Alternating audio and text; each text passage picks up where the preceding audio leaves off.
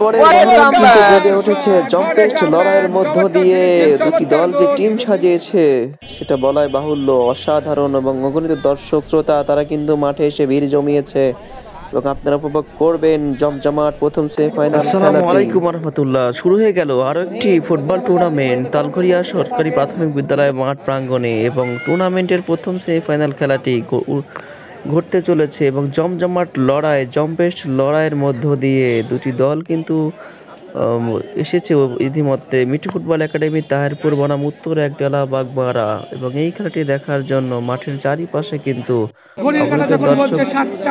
ভিড় জমিয়েছে ফুটবল প্রেমী দর্শক এবং আপনারা কিছুক্ষণের মধ্যে খেলাটি উপভোগ করবেন। সেখান থেকে ডিফেক্টেড শট সেন্টার সার্কেল থেকে শাকিল বাড়িয়ে দিয়েছেন, কাকে দিলেন?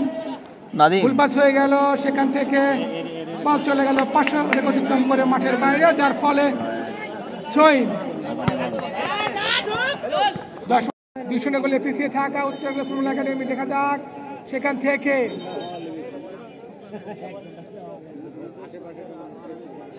সরকার রেফারি জাহাঙ্গীর আলম তিনি কোড দেখে দিলেন। রেফারির বাঁশি, চমৎকার শট, গোল কি হতে পারে? রাসেল ছিল প্রস্তুত, এখনো বিপদ কাটে, হায় দুর্ভাগ্য, ভালো লাগলো কিন্তু ভাগ্য সহায় হলো না। বিধিবাম 1-0 গোলে এগিয়ে যাওয়া সুবর্ণ সুযোগ কিন্তু বারবারই কিন্তু মিস হয়ে গেল। 2 বার 3 বার সুযোগ পেয়েছিল কিন্তু চমৎকার সুযোগ কিন্তু হাতছাড়া হয়ে গেল। 1-0 2-1 গোলে এগিয়ে যাওয়া সুবর্ণ সুযোগ তৈরি হয়েছিল উত্তর একাডেমির, কিন্তু কি হয়ে গেল? বিধিবাম অর্থাৎ গোল পোস্টে যখন আঘাত লাগে ক্রিকেটে যেমন আবারও দেখা যায় কিন্তু না, যেটা বলছিলাম ক্রিকেটে যেমন মিস হওয়া ক্যাচ যেমন ম্যাচের ভাগ্য পরিবর্তন করে দেয়, ঠিক তেমনি ভাবে কিন্তু যখন গোল পোস্টে পারে লেগে যায় বল তখন কিন্তু সেই দলের কিন্তু বিধিবাম হয়ে যায়, অর্থাৎ দল কিন্তু জয় করার সময় ছিটকে পড়ে। দেখা যাক আজকের কি ঘটতে যাচ্ছে আজকের এই ম্যাচে। দলীয় গোলকিপার স্বাধীন ছিল প্রস্তুত, চমৎকার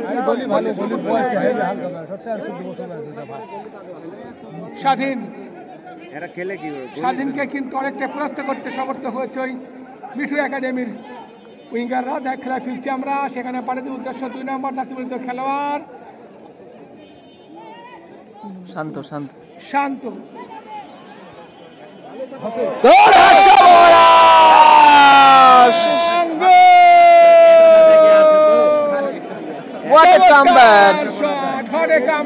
চমৎকার ফিনিশিং, চমৎকার গোল।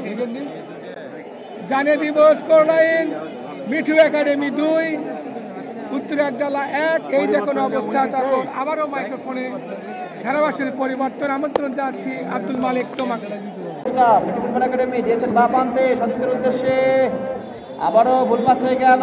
আত্মসাদের প্রচেষ্টা, বল পেয়েছেন 19 নম্বর জার্সি পরে যেত রাসেল কি করবেন?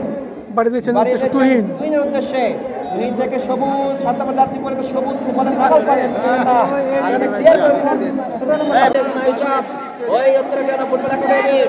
বলতে আবারও কাউন্টারের চেষ্টা, উত্তর একডালা 4 নম্বর জার্সি পরে কি করবেন? নাকে দেবেন, বাড়িয়েছেন উদ্দেশ্য, হেড হয়ে গেল। আবারও নাদিম 4 নম্বর জার্সি পরে তো রক্ষক আগে ফুটবল একাডেমির শেষ পর্যন্ত রেফারির বাঁশি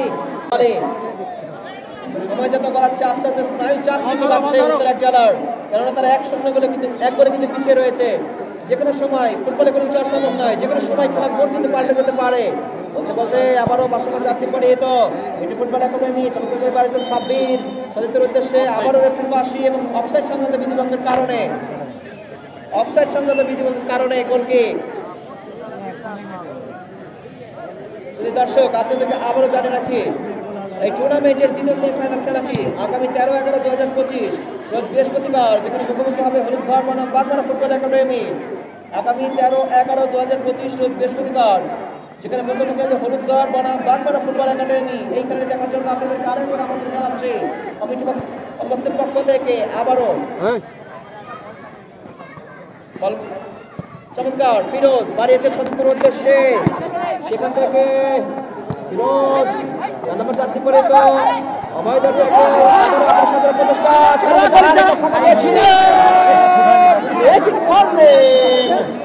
উত্তর এক জেলার একটি সুযোগ সৃষ্টি হয়েছিল, সুযোগ কিন্তু বারবার আসে না।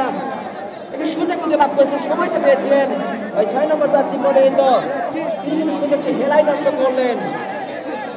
এরকম সুযোগ কিন্তু বারবার পাওয়া যায় না। আবারও কাউন্টারের চেষ্টা মিডি ফুটবল একাডেমি, আবার এখনো সাদের চেষ্টা উত্তর জেলা দিয়েছেন ডান প্রান্তে অতীত ফিরোজ, 7 নম্বর জার্সি পরিহিত ফিরোজ একাডেমির।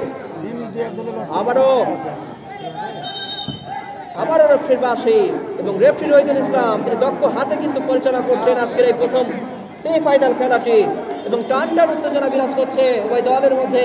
দ্বিতীয়ার্ধের শুরু থেকে উভয় দল কিন্তু আক্রমণ প্রতি আক্রমণ রচনা করে যাচ্ছে। আবারও গুরুত্বপূর্ণ জায়গায় সেট লাভ করেছেন উত্তরের জেলা, গুরুত্বপূর্ণ জায়গায় দেখা যাক এখান থেকে তারা আক্রমণ করতে পারবে কিনা। পরিহিত রেজাউল, তিনি কিন্তু প্রস্তুত।